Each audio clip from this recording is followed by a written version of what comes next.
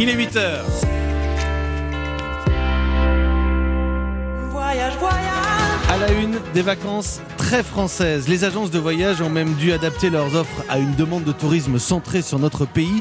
Ceux qui ont choisi de partir à l'étranger resteront principalement en Europe. Nous verrons d'ailleurs comment chaque pays applique à sa façon le pass sanitaire en vigueur dès demain. Une gigantesque fuite de données du réseau social LinkedIn. 9 utilisateurs sur 10 risquent de voir leurs adresses, numéros de téléphone ou encore leur fourchette de salaire récupérée à des fins malveillantes. Et puis, il n'aura que quelques jours pour se reposer. Didier Deschamps a rendez-vous avec son patron Noël Le Graët. Le président de la Fédération française de foot le dit sur Europe 1. Il est persuadé de la motivation extrême de son sélectionneur. 8h15, l'interview de Sonia Mabrouk. Bonjour Sonia. Bonjour Mathieu, bonjour à tous. Notre invité ce matin, le gouverneur de la Banque de France, François Villeroy de Galhau, et des questions, vous allez le voir, concrètes sur l'inflation, l'épargne, le livret A et notre consommation. Soyez à l'écoute, ça vous concerne tous. Rendez-vous 8h15. Juste après ce journal. Très bon réveil à toutes et à tous. Vous êtes sur Europe 1. Europe 1. Écoutez le monde changer. Le journal de 8h, c'est le journal de François Geffrier. Bonjour François. Bonjour, je sais qu'en ce 30 juin, vous vous dites qu'on arrive au bout, que l'année se termine, que les vacances sont à portée de main.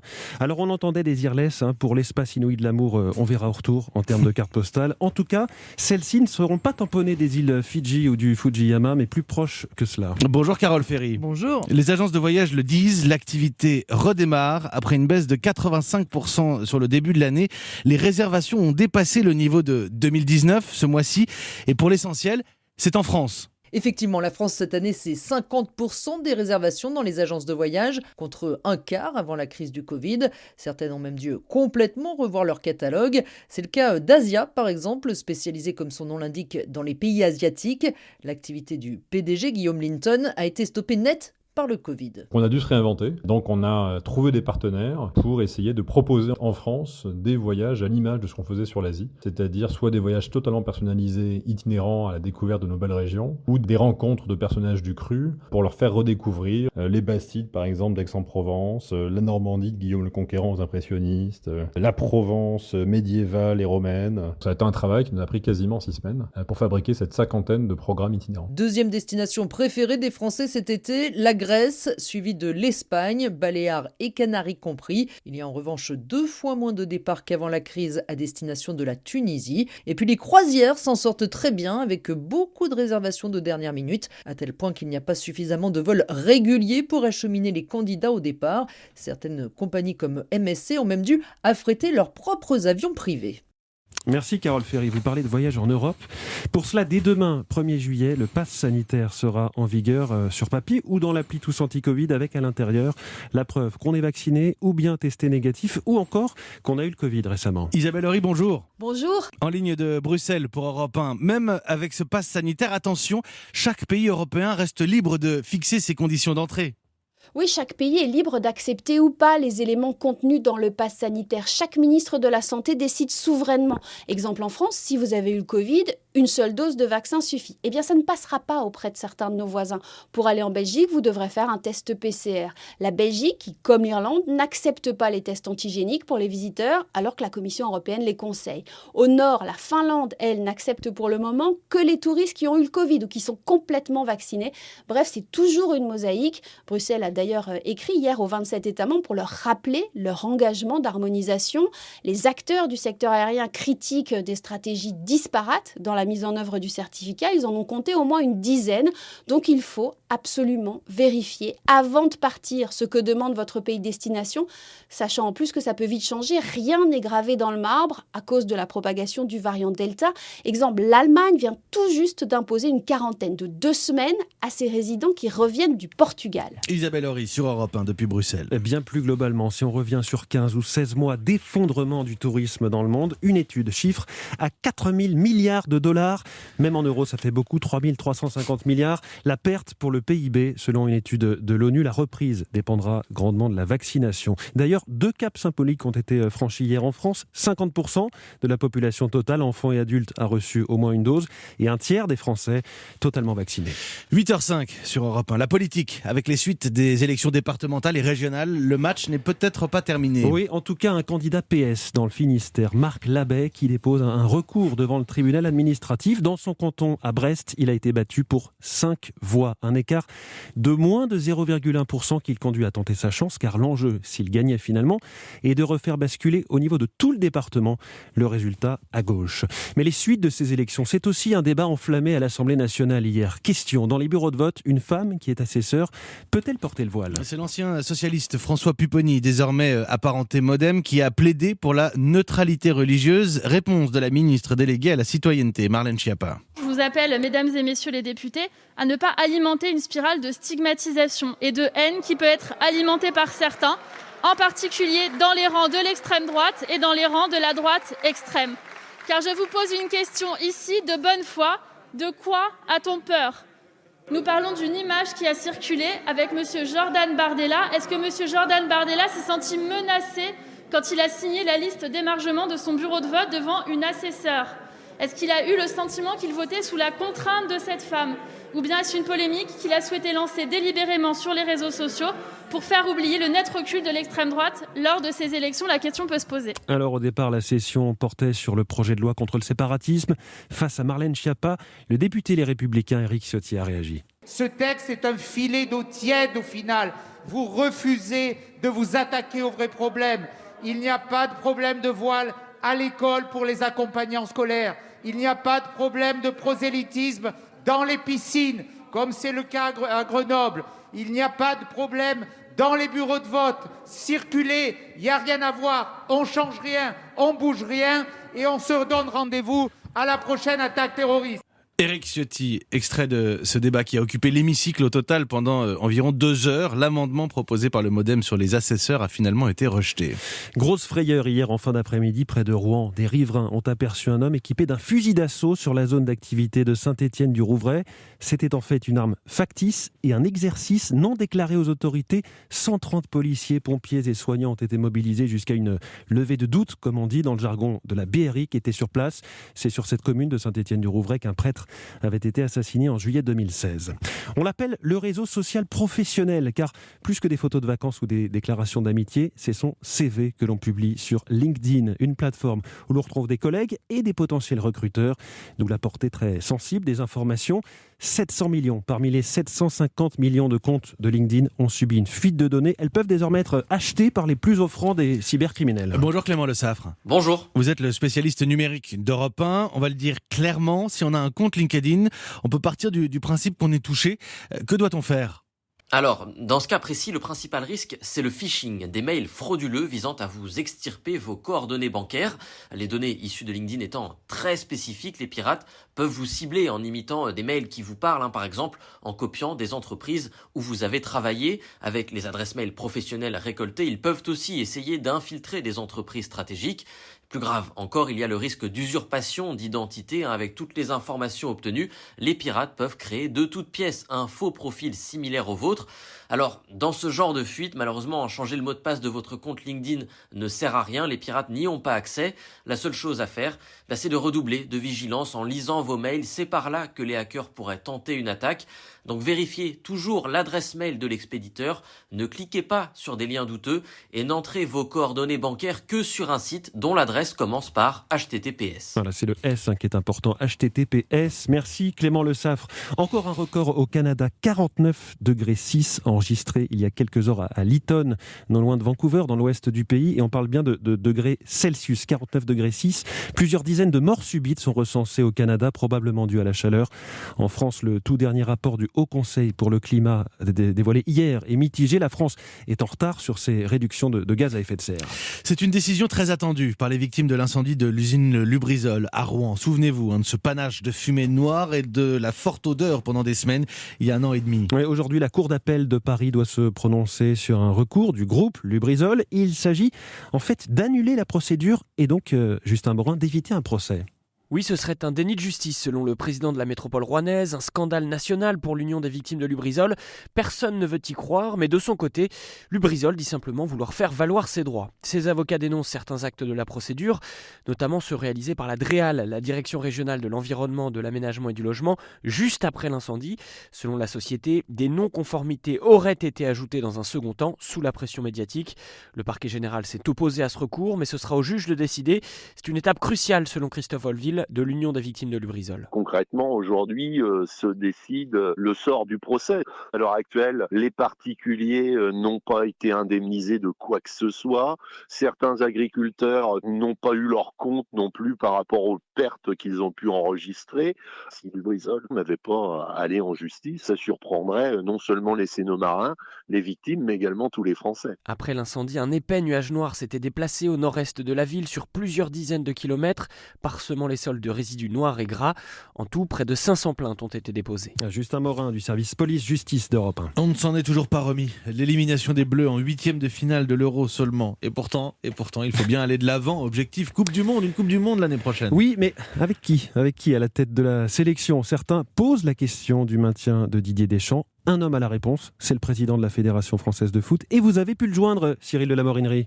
Oui, Noël Le Graët a confirmé à Europe 1 qu'il avait échangé hier en fin d'après-midi avec Didier Deschamps. Ils se sont parlé au téléphone pendant 2 minutes et ont convenu de se revoir d'ici une dizaine de jours maximum. Le président de la fédération veut avoir une discussion sérieuse avec son sélectionneur. D'abord, pour comprendre les raisons de cet échec, mais aussi pour savoir si Didier Deschamps souhaite vraiment poursuivre sa mission, même si sur ce point, Noël Le Graët n'a pas beaucoup de doutes. J'ai l'impression qu'il n'a pas envie de partir. On est suffisamment proches l'un de l'autre pour passer le temps qui convient pour discuter. Donc on ne décide pas comme ça. Il faut aussi qu'il lui ait très envie, parce que c'est des métiers de passion. Il faut être très à l'affût de ce qui se passe un peu partout et avoir une motivation extrême, et je suis persuadé qu'il l'a. Voilà pour le discours officiel. En coulisses, en revanche, il se murmure que Noël Le Graët serait très remonté. Le président ne comprend pas les errements tactiques de Didier Deschamps et sa gestion du groupe. Mais la tendance reste à un maintien du sélectionneur. Noël Le Graët affirme à Europe 1 qu'il n'a pas de plan B. Mais attention, le président de la fédération ne cache pas non plus son admiration pour Zinedine Zidane et affirme même qu'il deviendra un jour le patron des Bleus. Cyril de la Morinerie. Voilà qui promet de beaux débats dans les semaines à venir. Oui, en même temps, qui n'admire pas Zidane? Bref, pour ce qui est du cyclisme, 5e étape du Tour de France aujourd'hui en Mayenne entre Changé et Laval. C'est un contre-la-montre de 27 km, ce qui signifie que le classement général, toujours occupé à la tête maillot jaune par Mathieu Van Der Poel, ce classement peut changer. Merci beaucoup François Geffrier. Le journal de l'Euro, puisqu'on parlait des Bleus tout de même, le journal de l'Euro, la qualification de l'Angleterre notamment, c'est à 8h30 tout à l'heure. Très bon réveil à tous.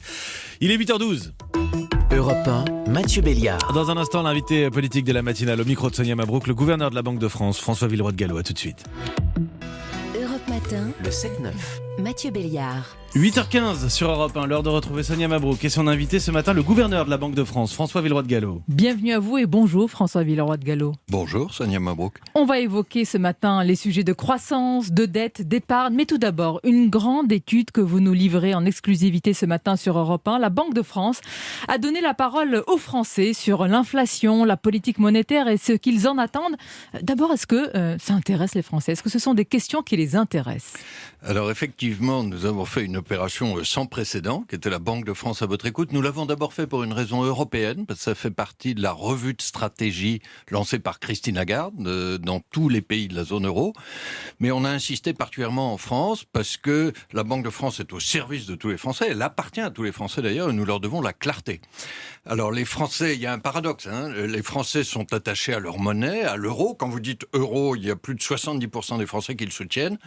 Mais effectivement, ils ne connaissent pas la politique monétaire qui est le moyen de cette monnaie.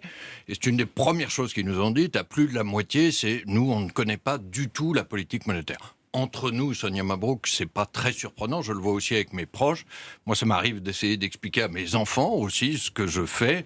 Et ma fille, l'autre jour, mes enfants sont adultes, et ma fille, l'autre jour, m'a dit très gentiment, papa, c'est intéressant ton truc, mais la prochaine fois, fais encore plus simple. Voilà. Alors, donc on a essayé de faire encore plus simple. Devoir de clarté, de pédagogie ce matin. Devoir de clarté. Bon. Et en plus, si notre politique monétaire est mieux comprise, elle sera plus efficace. Donc ça, je crois que c'est l'intérêt de tous. Mais ils nous ont dit en même temps que ça les intéressait, parce qu'il y a eu une grande participation, ça a été une de nos bonnes surprises aux événements que nous organisions. Alors sur le fond des sujets, François Villeroy de Galhau, vous avez notamment interrogé ou donné la parole aux Français sur l'inflation, qui est, rappelons-le, votre cœur de métier à la Banque de France. Il ressort qu'on la surestime, cette inflation. Ça paraît presque naturel. Alors, effectivement, nous avons interrogé les Français sur ce qu'ils pensaient de l'inflation de l'année dernière. dernière, et à 43%, ils nous ont dit que l'inflation avait été supérieure à 2%. La réalité des chiffres, c'est pas nous qui la mesurons, c'était 0,5. Alors c'est effectivement assez naturel parce que chacun de nous est plus sensible dans sa vie aux prix qui montent, on les retient plus qu'aux prix qui baissent. C'est naturel. Pour autant, c'est pas là-dessus, les Français ne voient pas tout à fait juste, mais ils nous ont dit deux choses, je crois, très intéressantes. La première, c'est attention au coût du logement. Nous avons l'impression, nous, Français, que le coût du logement n'est pas assez pris en compte. Est-ce que ce n'est qu'une impression ? Ça dans la Est-ce que revue ce de n'est stratégie. qu'une impression ? Alors, nous allons voir comment nous pouvons corriger cela. Et puis, alors, il y a une deuxième chose, c'est qu'autant les Français, comme d'ailleurs les Allemands, comme à peu près tous les pays, se trompent en général sur le niveau exact de l'inflation. Par contre, ils disent des choses très justes sur l'évolution. Est-ce que l'inflation va monter ou baisser ? Mais j'allais vous le dire. Est-ce qu'il n'anticipe pas, monsieur le gouverneur de la Banque de France ? Nous allons changer quelque chose. Ça, je l'annonce ce matin. Nous allons mesurer ce qu'on appelle les anticipations d'inflation, c'est-à-dire la façon dont les PME ou dont les ménages français voient l'évolution de l'inflation dans les mois qui viennent. Et ça, c'est très important sur la politique monétaire parce que ça va guider un peu leur comportement sur les prix et les salaires. C'est-à-dire comment nous, citoyens, nous percevons cette inflation. Par exemple, moi, depuis notre poste d'observation, depuis le mien, je peux vous dire que je crains des tensions en ce moment sur les délais de livraison et les prix des matières premières qui font craindre une inflation non maîtrisée. Est-ce que j'ai la bonne perception des choses ? Alors, vous avez raison, il y a aujourd'hui des tensions sur les matières premières, sur certains composants. On a beaucoup parlé des semi-conducteurs, on a parlé du bois dans le bâtiment. Notre analyse, c'est que ces tensions devraient quand même être temporaires. Au fond, c'est une maladie de la meilleure santé économique et de la reprise économique. Et donc, l'inflation devrait monter un peu en 2021, mais redescendre ensuite en 2022 et 2023. Notre prévision est à 1,4% pour l'ensemble de la zone euro. Alors, autre question, François Villeroy de Galhau, de cette grande étude qu'a menée la Banque de France auprès vraiment de très nombreux Français, et y compris les plus jeunes d'entre nous, elle concerne la politique monétaire. Mais très sincèrement, est-ce que vous pouvez nous dire ce matin, et on parle également à votre fille qui vous a posé la question, quelles implications concrètes dans nos vies à nous, dans nos vies quotidiennes ? Alors, une indication d'abord sur le succès de ces rencontres. Qui nous a surpris nous-mêmes, je dois dire. C'était des rencontres toutes en ligne pour cause de Covid, mais nous avons fait une rencontre nationale. Il y a eu plus de 100 000 participants en direct ou en replay. Ensuite, nous avons fait une rencontre par région. Et il y a eu en moyenne 1000 participants à chaque fois. Nous avons recueilli plus de 600 questions. Donc c'était vraiment très riche. Ce que les Français nous disent, c'est expliquez-nous la politique monétaire, parce que ça nous intéresse, c'est important, particulièrement en période de crise. Mais avant de nous expliquer, écoutez-nous. Parce que faites ça à partir de nos problèmes concrets, c'est-à-dire l'endettement, c'est-à-dire l'immobilier, c'est-à-dire l'épargne, c'est-à-dire l'emploi. Bon. Et donc, nous allons chaque année, ça aussi je veux le dire ce matin, reproduire une rencontre nationale de la politique monétaire, et puis nous allons rendre tous nos documents beaucoup plus accessibles à partir des questions quotidiennes des Français. Nous avions déjà fait beaucoup de progrès, y compris en ouvrant la Cité de l'économie il y a 2 ans, mais on va amplifier les choses. J'invite d'ailleurs tous ceux qui sont intéressés à aller sur le site de la Banque de France, la Banque de France à votre écoute, ça reste aujourd'hui totalement disponible. Que pouvez-vous faire sur certains sujets ? Par exemple, il y a des questions importantes aux yeux des Français qui sont ressorties de cette étude, comme le climat, la dette publique, la lutte contre les inégalités, mais la Banque de France ne peut rien sur ces sujets. Alors, vous n'êtes pas en première ligne sur ces sujets. Nous avons analysé les 600 questions que nous ont posées les Français. Notre première responsabilité, vous l'avez dit, c'est la stabilité des prix, la maîtrise de l'inflation. Mais ils nous ont posé d'autres questions sur lesquelles nous ne sommes pas les premiers responsables, mais nous pouvons aider. C'est le climat, c'est la dette publique, qui est une question qui est revenue souvent, c'est les inégalités et l'emploi. Et là, nous allons voir dans cette fameuse revue de stratégie de la Banque Centrale Européenne comment nous pouvons contribuer, mais sans promettre plus que nous ne pouvons faire, parce que ça dépend d'abord d'autres politiques. Pour l'exemple du climat, c'est un juste prix du carbone. Et l'autre sujet de préoccupation évidemment majeur des Français, François Villeroy de Galhau, et du reste du monde d'ailleurs, ce sont les variants, et en particulier le variant Delta. Alors le ministre de l'économie, Bruno Le Maire, a maintenu la prévision de croissance à 5%, en deçà de celle de la Banque de France, qui, on en avait parlé ici même, à 5,5. Est-ce que vous-même, vous maintenez malgré tout la vôtre? Alors, notre prévision économique est faite en toute indépendance du gouvernement, comme tout ce que nous faisons. Elle est même à 5,75 cette année. Alors, sur cette prévision, nous sommes vigilants, mais nous restons confiants. Je voudrais juste expliquer pourquoi. Nous sommes vigilants, bien sûr, parce que nous avons dit depuis le début que la situation sanitaire était le premier aléa. Et donc, la vaccination, c'est le moyen non seulement de protéger nos santé, mais aussi de protéger nos emplois et l'activité. Mais nous sommes confiants parce que quand on regarde depuis 15 mois, chacune des vagues de restrictions sanitaires a eu des effets économiques de plus en plus limités, en fait. Et donc, notre prévision de 5 3/4 ne devrait pas être significativement affectée, même s'il devait y avoir un nouveau train de restrictions à l'avenir. C'est important, parce que le gouverneur de la Banque de France qui dit ce matin qu'il y a une confiance quant à la résistance de l'économie française, malgré l'inquiétude liée aux variants, malgré l'incertitude sur la rentrée, vous envoyez un signal très positif également. Oui, j'ai parlé en même temps de vigilance et je crois de la nécessité absolue de la vaccination. La vaccination, c'est aussi la meilleure protection contre ce variant Delta et la meilleure protection de nos emplois. Mais alors pourquoi le gouvernement est plus pessimiste? Il est dans son rôle avec une croissance en deçà une prévision en deçà de la vôtre? Écoutez, nous avions cet écart depuis plusieurs semaines, et moi je n'ai pas à commenter à la place du ministre, mais je dis simplement que notre prévision de 5 3/4 est raisonnable. Est-ce que nous sommes proches, François Villeroy-de-Galhau, malgré tout, sur le plan économique, d'une sortie de crise, d'une lueur au bout du tunnel? Et si oui, quels sont les indicateurs, les secteurs en forme qui vous permettent de le dire?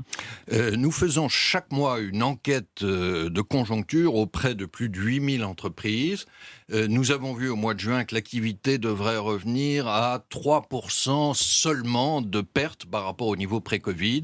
Et donc, quand nous prolongeons la tendance, on devrait avoir retrouvé le niveau d'avant la pandémie, début 2022, un peu plus tôt que prévu. Tout ce que nous voyons depuis sur la consommation des ménages, sur l'investissement des entreprises, va dans ce sens. Bien sûr, il y a des variations entre secteurs. Quels sont les secteurs les plus en... restauration est en train de regagner vite le terrain, mais c'est lui qui avait malheureusement le plus souffert. Et l'épargne des ménages, donc c'est un potentiel, un réservoir de croissance, très important. Si la confiance est maintenue, là absolument. Encore, tout se tient. L'épargne des ménages supplémentaires du Covid, parce que en gros, en moyenne, le revenu a été maintenu et la consommation, évidemment, a souffert des restrictions. La différence entre les deux, c'est cette épargne Covid supplémentaire que nous estimons déjà à 142 milliards d'euros à la fin du mois de mars dernier, peut-être 180. Qu'est-ce qu'elle attire comme convoitise, peut-être cette épargne? 180 à la fin de cette année. Oui. Alors cette épargne, elle sert déjà à l'activité économique. Oui, Elle est sur des dépôts certains bancaires aimeraient qu'elle serve plus. Qui en même temps financent les prêts, mais ce que nous prévoyons, c'est qu'elle sera utilisée, consommée très progressivement à partir de l'année prochaine. Le rythme de consommation dépendra, c'est vrai, de la confiance des ménages et notamment du fait qu'on sorte complètement de cette crise sanitaire. Et avec un événement, si je puis dire, aujourd'hui, c'est le coup d'envoi des soldes. On verra si cette consommation se maintient durablement. Au niveau des entreprises, François Villeroy-de-Galhau, des PME, TPME, leur endettement a progressé. Cependant, l'exécutif n'est pas inquiet quant à une potentielle vague de faillite. Vous êtes du même avis ? Alors là aussi, nous sommes attentifs. C'est vrai que l'endettement des entreprises a beaucoup augmenté, d'à peu près 13%. Ça, c'est le succès des PGE, notamment en France. Mais en face de cet endettement, il y a beaucoup de trésorerie. Et ça a été une bonne nouvelle de la crise. L'amortisseur public a marché. La trésorerie a augmenté presque autant que la dette. Donc quand vous regardez la dette nette des dépôts et de la trésorerie, elle a pratiquement pas bougé. Pour autant, on va regarder entreprise par entreprise. En particulier, nous focalisons sur les entreprises dont la dette a augmenté et la trésorerie diminué. Vous ferez des efforts. Et là, on sera attentif. Ça représente à peu près 6 à 7% des entreprises. Un peu plus dans l'hébergement-restauration, sur lequel on va être particulièrement présent. Monsieur le gouverneur de la Banque de France, quelle est la réforme la plus urgente à vos yeux? Une réforme des retraites ou bien un vrai plan de réduction des dépenses publiques?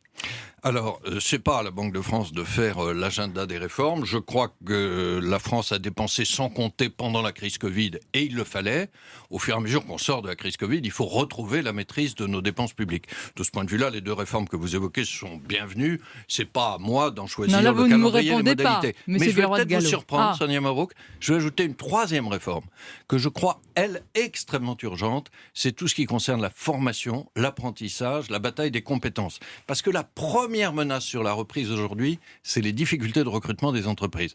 Ça, c'est le problème de l'économie française depuis des années. Nous le voyons revenir trop vite. Mais vous êtes favorable à ce que l'âge légal de départ à la retraite soit repoussé à 64 ans? Non, j'ai pas. Heureusement, ça relève du débat démocratique. Je n'ai pas à me prononcer là-dessus. C'est un choix du président de la République, du gouvernement, du Parlement.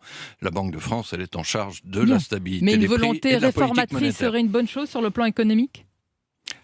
Pour dire un mot de la dette publique dont vous parliez, je crois que si nous voulons nous désendetter, une fois sortis de la crise, il faudra ajouter 3 ingrédients. Le temps, il faudra 10 ans. La croissance, ça veut dire plus de réformes pour avoir la croissance la plus forte, et puis une meilleure maîtrise des dépenses publiques. On va conclure. Une question pour nos auditeurs. Est-ce que vous nous conseillez des investissements sur les crypto-monnaies? Non. C'est pas votre rôle de nous conseiller peut-être. D'abord, c'est pas mon rôle. Ensuite, c'est pas des crypto-monnaies, parce que si vous prenez le Bitcoin, une monnaie, c'est quoi? Sa valeur est stable et elle est acceptée comme moyen de paiement. Il n'y a pas plus instable que le Bitcoin, et donc il va falloir le réglementer plus strictement. Les États-Unis le font. J'ai dit hier que l'Union européenne devait le faire vite. Par contre, il faut accepter l'innovation, et donc la Banque Centrale Européenne étudie sérieusement un euro numérique qui pourrait servir aussi pour les particuliers. Nous allons décider en juillet si nous lançons un prototype, et ensuite, à horizon de quelques années, ça pourrait être un e-euro, à la fois pour les particuliers, pour les entreprises, pour les institutions financières. Ça pose beaucoup de questions, mais ça peut être la logique de l'innovation, d'avoir un euro numérique de banque centrale. Beaucoup de questions, mais un grand défi, l'e-euro. Et vous avez entendu Mathieu, le Bitcoin, attention, avec prudence, il faut y aller pour les investissements. Merci. François Villeroy de Galhau, bonne journée à vous. Vous n'en avez pas, vous, François Villeroy de Galhau, des bitcoins? Il se trouve que je n'en ai pas, mais je crois que c'est réservé surtout à des investisseurs extrêmement avisés, prêts à prendre des risques. Si je peux ajouter une phrase, si un jour un conseiller vous dit « j'ai un produit d'épargne merveilleux qui ne présente aucun risque et qui rapporte beaucoup », fuyez. Ce conseiller est soit un escroc, soit un incompétent. C'est le meilleur conseil que je puisse donner à votre micro. Un bon entendeur. Merci beaucoup. Merci Sonia Mabrouk, il est 8h29. Europe 1, Mathieu Béliard. À suivre l'info, la météo et le journal de l'euro. Celui de foot, pas le e-euro. A tout de suite. Europe Matin, le 7-9. Mathieu Béliard. 8h32 sur Europe 1, le rappel de l'info avec Marion Calais. Plus de jauge en intérieur dans les bars, les restaurants, les musées ou les magasins. Dernière étape du déconfinement ce mercredi qui tombe à point nommé pour les commerçants qui lancent aujourd'hui les soldes pour 4 semaines. À Lille, en revanche, déception. Pas de braderie en septembre prochain. La mairie pointe notamment les incertitudes liées à la campagne de vaccination et à l'arrivée des variants du Covid. Les heures difficiles des anciens à Wimbledon, blessée à la jambe droite. Serena Williams a quitté le court en larmes hier après même pas un set. De son côté, Roger Federer, en difficulté, s'est qualifié à la faveur de l'abandon de son adversaire, le Français Adrian Manarino, dans le 4e set. Merci Marion Calais. La météo, Laurent Cabrol. Il pleut sur une petite moitié nord. En fait, les pluies se situent sur le nord-est de la France, mais la grisaille est sur pratiquement la moitié nord de la France. Et puis dans le sud, bien du soleil, c'est-à-dire dans tout le sud-ouest, sur la vallée du Rhône, dans les Alpes et le bassin méditerranéen. Nous aurons là, dans toutes ces contrées, du soleil partout ailleurs. Donc c'est un temps de grisaille avec des températures qui ne changent pas. Voilà, résumer la météo du jour. Merci beaucoup Laurent Cabrol. A tout de suite pour le journal de l'Euro sur Europe 1. Le journal de l'Euro, c'est avec vous Jean-François Pérez, chef du service des sports d'Europe 1. Bonjour Jean-François. Bonjour Mathieu, bonjour à tous. C'est incroyable, il est en studio avec nous. On se croirait au terminal 2 de Roissy. Là, vous avez atterri de Bucarest hier. Entre deux avions. Ouais. Et vous repartez demain, évidemment, pour couvrir l'Euro de football. Alors, les Bleus sont en vacances. Après leur élimination face à la Suisse, c'est maintenant l'heure des comptes. Ou peut-être des règlements de compte ? Oui, alors comme souvent dans ces circonstances, les langues se délient. Certaines familles de joueurs rapportent des tensions en tribune, notamment entre la mère d'Adrien Rabiot et les proches de Paul Pogba et de Kylian Mbappé. Voilà, tension aussi sur le terrain. On vous parlait hier de l'altercation entre Kingsley Coman et le staff médical des Bleus. Eh bien, Didier Deschamps et Paul Pogba, toujours lui, ont également eu un échange assez viril, on va dire, sur le terrain. Même chose pour certains joueurs entre eux. Voilà, autant de symboles de l'atmosphère pesante qui régnait ces derniers jours autour de l'équipe de France durant cet Euro. Un Euro marqué évidemment pour les Bleus par la chaleur et une bulle sanitaire étouffante. L'unité de façade portait bien son nom. L'heure des comptes de la Fédération française de football également, ils ne sont pas bons. Oui, l'élimination en 8e de finale coûte cher à la Fédération, plusieurs millions d'euros, parce que vous le savez, dans ces tournois, plus loin on va, plus on touche d'argent.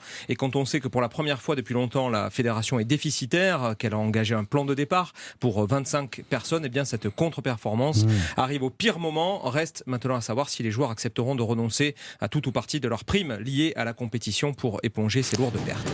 Parlons maintenant de l'avenir de Didier Deschamps. Un avenir forcément en question après 9 ans de mandat. L'objectif, c'était le dernier carré, il n'est pas atteint. Le contrat de Didier Deschamps expire l'an prochain après la Coupe du Monde au Qatar. Va-t-il rester ? Interview exclusive Europe 1 de Cyril de la Morinerie avec Noël Le Graët, le président de la Fédération française de football. Écoutez-le, il est plutôt optimiste. Je lui ai dit rapidement qu'il fallait qu'on se rencontre, c'est logique. Mais je lui ai dit par contre, prenez quelques jours là de repos, moi aussi, et puis on va sereinement discuter dans les 8 jours qui viennent, dans les 10 jours. Est-ce que, à votre avis, il va rester en poste ? J'ai l'impression qu'il n'a pas envie de partir. Jusqu'à présent, il n'y a pas grand-chose à lui reprocher. On a raté cette compétition, c'est certain, parce qu'on avait quand même des objectifs assez élevés. On est suffisamment proches l'un de l'autre pour passer le temps qui convient pour discuter. Il faut aussi qu'il lui ait très envie, parce que c'est des métiers de passion. Il va avoir une motivation extrême et je suis persuadé qu'il l'a. Voilà, il est assez affirmatif, Noël Le Graët. Interview à retrouver en intégralité sur europe1.fr. Un dossier d'ailleurs qui devrait nous occuper encore quelques jours, puisque Zinedine Zidane serait en embuscade si jamais Didier Deschamps venait à partir. Paraît-il. On va avoir des débats. Les Bleus éliminés, l'Euro, lui, se poursuit et l'issue du tournoi est particulièrement incertaine. Oui, après les qualifications de l'Angleterre face à l'Allemagne, 2-0, on en parlait ce matin sur Europe 1, et puis de l'Ukraine face à la Suède, 2-1 après prolongation à la dernière minute. Eh bien, le tableau des quarts de finale est connu avec Julien Froment, de grosses affiches au programme. Oui, et quand on parle de choc, on parle bien évidemment de Belgique-Italie, une finale avant l'heure entre deux équipes qui auront été séduisantes en poule et réalistes en huitième de finale. Les Belges, privés de leur maître à jouer, Kevin De Bruyne, et de leur star, Eden Hazard, devront puiser dans leurs ressources pour éliminer une équipe d'Italie qui reste sur une incroyable série de 31 matchs sans défaite. Quart de finale surprise entre le Danemark et la République tchèque. Quant à l'Espagne, 10 buts sur les 2 derniers matchs. Elle devra être à l'heure contre la Suisse, bourreau des Bleus. Enfin, l'Angleterre a une belle carte à jouer contre l'Ukraine qui aura laissé des plumes face à la Suède pour disputer le tout premier quart de finale de son histoire. Les matchs se disputeront respectivement à Munich, Bakou, Saint-Pétersbourg et Rome. Voilà les matchs qui auront lieu vendredi et samedi. Merci Julien Froment, et on sera notamment vendredi soir à Munich pour cet alléchant Belgique-Italie. Vous venez Mathieu ? Je vous suis, vous décollez pour Munich quand ? Cet après-midi, demain ? Demain. Je vous rejoins. C'est à 18h vendredi. On va se régaler. Ça serait tellement bien retourner dans les stades et tout ça. Jean-François Pérez qui nous fait vivre cet Euro bien sûr avec le service des sports. En attendant, pas de match ce soir. On se retrouve tout de même à 20h sur Europe 1, le Europe 1 Football Club autour de Lionel Rousseau. Merci Jean-François. Bonne journée. Bon voyage. Merci 8h37. Dans un tout petit instant, notre santé avec le docteur Jimmy Mohamed. Oui, car à quelques jours des vacances, vous saurez tout sur le mal du transport. Car oui, des solutions existent. Il est possible de ne pas mettre du vomi partout dans la voiture. A tout de suite sur Europe 1. Europe Matin. Le 7-9. Mathieu Béliard. Il est 8h39 sur Europe 1. Notre santé avec le docteur Jimmy Mohamed, le médecin d'Europe 1. Bonjour Jimmy. Bonjour Mathieu, bonjour à tous. À quelques jours des départs en vacances, vous nous donnez quelques conseils, si j'ose dire, essentiels pour lutter contre le mal des transports. Oui, le mal de transport, c'est un trouble qui est lié aux déplacements qui vont provoquer une succession de symptômes avec des nausées et des vomissements. Alors ce mal de transport, il est dû à une discordance de messages entre les informations fournies par vos yeux et votre oreille qui est le centre de l'équilibre qui va en quelque sorte dysfonctionner de façon temporaire. Les enfants en souffrent un peu plus entre l'âge de 2 et 12 ans, puis ça s'améliore assez étrangement au moment de l'adolescence. À l'âge adulte, c'est plutôt les femmes qui sont touchées plus que les hommes, en particulier durant la grossesse ou même pendant le cycle menstruel, car il y aurait une participation hormonale dans ce phénomène. On constate aussi que les migraineux ont plus de risques d'en souffrir que les autres. Pour le reste, il peut survenir partout, que ce soit en voiture, en bateau ou même en avion. Alors justement, comment est-ce qu'on fait pour l'éviter ? Alors quelques mesures simples. En voiture, l'idéal étant de mettre l'enfant vomisseur au milieu et de lui demander de garder la tête droite pour regarder la route. Il faut aussi éviter qu'il soit sur la tablette ou qu'il lise par exemple, car les yeux vont avoir l'impression d'être immobiles. Pourtant, votre oreille interne, elle va sentir les mouvements du véhicule et donc entraîner ce conflit des centres de l'équilibre, car les yeux doivent percevoir en permanence le mouvement ainsi que le déplacement. L'idéal est aussi de ne pas partir à jeun, mais d'éviter un repas trop copieux, ainsi que la consommation pour les adultes de café ou d'autres excitants. Et pour ceux qui vont prendre le train, je vous recommande de vous asseoir dans le sens de la marche. Enfin, pour les chanceux qui prendraient l'avion, choisissez une place au centre de l'appareil, là où les mouvements sont les plus faibles. Alors, est-ce qu'il existe des médicaments efficaces ? Oui, demandez conseil à votre médecin ou au pharmacien, mais le gingembre permet de lutter contre le mal des transports chez l'enfant de plus de 6 ans. Vous pouvez aussi essayer la menthe poivrée pour limiter les effets des nausées. En revanche, les anti-nauséeux classiques qu'on utilise par exemple en cas de gastro sont peu efficaces, mais pour ceux qui seraient plus sensibles au mal du transport, eh bien, il y a des traitements, des médicaments comme des antihistaminiques ou même des patchs qui peuvent se coller derrière l'oreille quelques heures avant le départ et à garder durant tout le voyage. Quoi qu'il en soit, je vous conseille de garder sous le coude quelques sacs anti-vomi. C'est toujours plus agréable pour l'entourage de vomir dedans que d'en mettre partout dans la voiture. N'est-ce pas? Bon petit-déj à tous, bien sûr, mais en même temps, on est tous concernés. Hein. On a tous soit vécu ça, soit des enfants. Bon, entre 15h et 16h, on vous retrouve, Jimmy, avec Mélanie Gomez. Et on va parler de ceux qui ont la phobie de conduire et on va essayer de les guérir grâce aux jeux vidéo et plus particulièrement la thérapie par la réalité virtuelle. Oui, alors après, sur les départs en vacances, faut pas conduire comme dans les jeux vidéo non plus. Hein. Non, vous avez raison, Mathieu. Merci du conseil. Notre santé tous les matins, sans rendez-vous de 15h à 16h avec Mélanie Gomez. Merci, Jimmy. Notre planète à présent avec Fanny Agostini. Bonjour, Fanny. Bonjour Mathieu, bonjour à tous. C'est quelque part la suite de ce qu'on a pu évoquer hier avec Jimmy. Vous nous parlez ce matin des nouvelles avancées pour se protéger la peau des UV sans dégrader l'environnement grâce à une algue. Oui, une algue rouge qui se pêche en France d'ailleurs, sur la côte basque. Alors à la base, elle est utilisée pour confectionner un gélifiant pour l'agroalimentaire bien connu qui est l'agar-agar et qui permet de remplacer les gélifiants d'origine animale. D'où son nom car elle s'appelle aussi gélidium. Les pêcheurs de la baie de Saint-Jean-de-Luz en ramènent individuellement jusqu'à 1700 tonnes chaque année. Tout cela à destination des usines de transformation, mais l'agar-agar n'est pas la seule substance extraite. Cette algue rouge contient des molécules très intéressantes et désormais prisées par l'industrie pharmaceutique, notamment pour la fabrication de crèmes solaires écologiques. Alors comment est-ce que l'algue rouge peut nous protéger des rayons nocifs du soleil ? Eh bien parce qu'elle s'en protège déjà elle-même, figurez-vous. Cette algue rouge a la particularité d'être en semi-flottaison et capte ainsi les rayons du soleil essentiels à sa photosynthèse et donc à sa croissance. Mais tous les rayons ne sont pas utilisés dans ce processus naturel et le rayonnement ultraviolet lui est nuisible. Et donc tout comme nous, elle doit s'en prémunir. Sauf que l'algue, elle n'a pas les moyens vraiment de se réfugier à l'ombre lorsque le soleil cogne. Du coup, la nature a opté pour un stratagème et l'espèce a développé au cours de son évolution des molécules protectrices pour se protéger des effets néfastes des UV. Ce sont ces mêmes molécules qui sont extraites pour fabriquer de nouvelles crèmes de protection pour les humains, une alternative prometteuse quand on sait que la crème solaire est en partie responsable de la dégradation des milieux aquatiques. C'est vrai que c'est polluant pour les océans. Alors cette ressource, comme n'importe quelle autre d'ailleurs, peut s'épuiser si on entre dans une phase sévère d'industrialisation.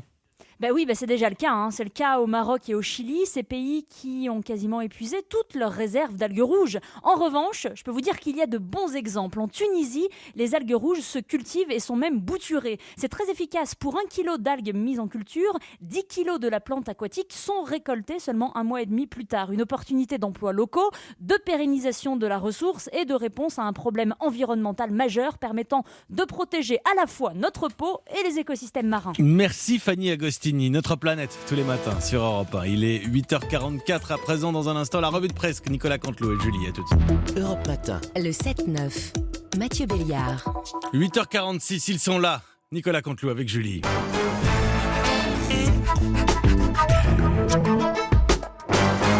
C'est presque de l'info, c'est la revue de presse de Nicolas Canteloup. Et on retrouve Mathieu Béliard pour le rappel de l'actu. Oui, chers auditeurs. Les grandes vacances, c'est pour bientôt. C'est dans deux dodos. Alors qu'on se remet, vous le savez, tout doucement de la défaite de l'euro. Oui, enfin bon, ça va. Et c'est vrai qu'on s'en remet pas vraiment tout à fait. Excusez-moi. Non, ça n'arrive jamais à l'antenne, mais là... Allez, soyons positifs. On va regarder vers les bonnes nouvelles. Je me reprends parce que je suis professionnel. L'info du jour, ce sont une vraie info, une info forte. Il faut commencer par ça pour me reprendre. L'info du jour, ce sont les toilettes des gares qui seront gratuites dès l'année prochaine sur présentation du billet de train. Oui, mais écoutez, vu le prix d'un billet de train aujourd'hui, vous pourrez même y installer des douches, un jacuzzi et même un hammam. Allez, l'autre info, c'est l'Elysée. L'Elysée qui envisage une réforme des retraites express. Et les Gilets jaunes, de façon concomitante, qui envisagent des prises de rond-point express aussi. Et puis, l'autre info presse écrite, c'est Emmanuel Macron, qui s'est exprimé dans le magazine Elle. Et il a déclaré qu'il ne comptait pas changer de Premier ministre dans les prochains mois. Et il a également précisé que tous les matins, pour une peau claire et épurée, il utilisait de l'huile de jojoba. Oui, mais ça reste quand même une interview dans Elle. On garde ses fondamentaux. Merci Mathieu. Emmanuel Macron, donc, qui envisage de pousser l'âge de la retraite à 64 ans avant la fin de son mandat. Monsieur le Président, bonjour. Alors, pourquoi vous vous attaquez à cette mesure impopulaire, faut bien le dire? Pourquoi s'attaquer à cette mesure impopulaire? Oui, bonjour à toutes et à tous. Eh bien, je m'attaque à cette mesure impopulaire pour une bonne raison, chère Julie Leclerc. Quoi? Parce qu'on est impopulaire. Vous n'avez pas peut-être suivi le résultat des régionales. Hein, on est super pas populaire. Alors, écoutez, autant en profiter. Oui, c'est vrai que les régionales ont été catastrophiques pour votre parti. Hein. Écoutez, au premier tour, oui, parce qu'au second, finalement, ça ne s'est pas si mal passé que cela pour La République En Marche. Écoutez, autant la semaine dernière, chez Laurent Cabrol, on avait pris une fessée générale, autant cette semaine, personne n'a paumé. Ah bah oui, vous n'aviez plus de candidat. Oui, c'est vrai. Non, mais je vous l'accorde. Je vous l'accorde, c'est vrai que ça aide. D'ailleurs, à ce titre, nous allons envoyer aucun athlète de La République En Marche au JO de Tokyo. Comme ça, nous n'aurons aucune défaite non plus. C'est malin, oui. Personne ne pourra dire que nous avons perdu. Voilà. On a pu lire que le vote pourrait être déplacé en semaine parce que le dimanche, les Français n'ont pas envie d'aller voter. Mais c'est quoi ça? Non, mais sérieusement, mais attendez, excusez-moi, mais qu'est-ce qu'ils ont d'autre à foutre le dimanche, les Français? Hein? Le dimanche, on le sait tous, ils doivent se taper des réunions de famille avec des grands-mères qui les forcent à reprendre 8 fois de la purée de céleri et du gigot trop cuit tout en les écoutant. Hein? Franchement, et on écoute en plus Mémé faire la liste de toutes ces maladies le dimanche. Hein? Et je parle pas des blagues du tonton raciste. Non, ouais. Franchement, c'est un cadeau qu'on leur fait en maintenant les élections le dimanche. Le vote le dimanche, c'est un prétexte pour s'enfuir, pour quitter la table. Tiens, pour finir, c'est bientôt les 1 an de Jean Castex à Matignon. Oh la vache, oui. Là. Alors, merci beaucoup, Julie. Quoi? Vous faites bien de me le rappeler parce que ça m'était complètement sorti de la tête. 1 an déjà, oui. Un an, c'est quoi? C'est noces de coton, c'est ça? Je crois que c'est ça, oui. Oui, c'est vrai que gagner en 2022 avec Castex Premier ministre, c'est vrai que ça va être coton. Oh, magnifique. Oh, bravo. J'ai pas mieux. Merci beaucoup. Laurent Cabrol va trouver mieux peut-être. Emmanuel Macron qui envisage donc de pousser l'âge de la retraite à 64 ans avant la fin de son mandat. Bruno Le Maire, pourquoi la réforme des retraites est une priorité absolue? Mais bon sang de bois, mais parce qu'on n'a plus les moyens de les payer, les retraites. Hein, mais t'es marrante, toi, ma Julie. Pourquoi vous croyez qu'on a vacciné les vieux en priorité? Parce que c'était un groupe à risque. Mais non, c'est pour qu'ils aillent bosser jusqu'à 75 ans, allons. Ouvre les yeux. Ils commencent à nous courir sur le haricot aussi, les vioques. Hein, on se confine 3 fois de suite pour leur sauver la vie. Ça nous coûte un pognon de dingue.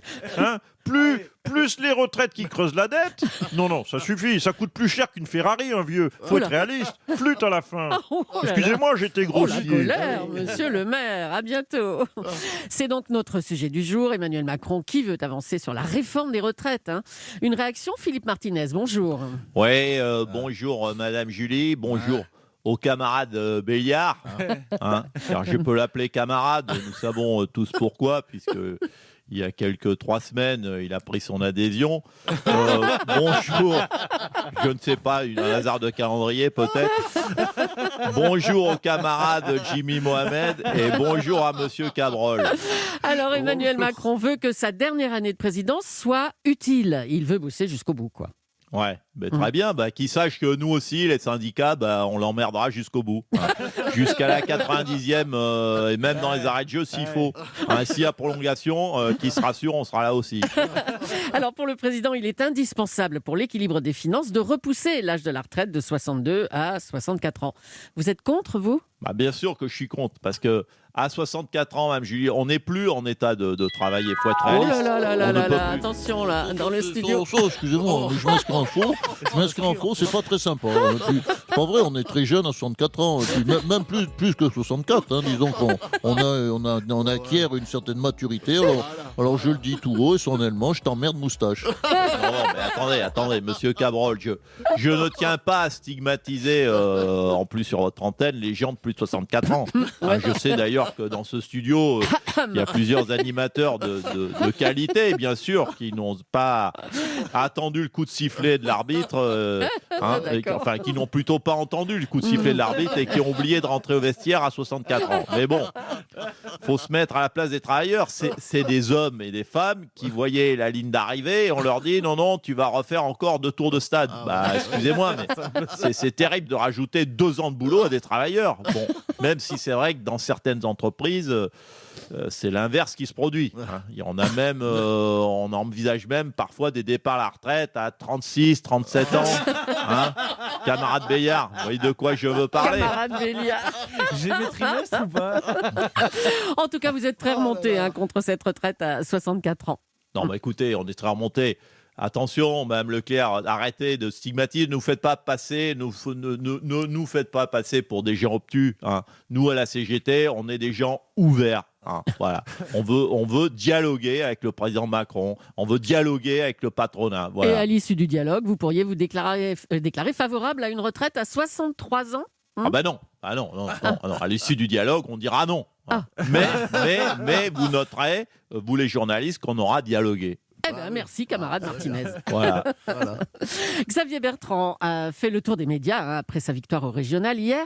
Il a appelé à redresser notre pays. Bonjour Laurent Wauquiez. Oui. Bonjour madame. Il a dit qu'il voudrait redresser le pays, l'agent d'assurance, Xavier Bertrand. Eh bien, il a parfaitement raison. Il faut redresser le pays, c'est une urgence. Il a également appelé à une république des territoires. Une république des territoires? Il a dit l'agent d'assurance? Eh bien, il a parfaitement raison. Et enfin, il a appelé Valérie Pécresse et vous, Laurent Wauquiez, à former une équipe autour de lui. Eh bien, il a parfaitement tort. Pourquoi? Écoutez, pourquoi ce serait à nous de former une équipe autour de lui et pas lui de faire une équipe autour de moi? Franchement. Il a comparé l'équipe de droite à l'équipe de France en ajoutant, quand il y a une grande et belle équipe de France, elle peut l'emporter. Mais alors, mais c'est faux. Il dit de la merde.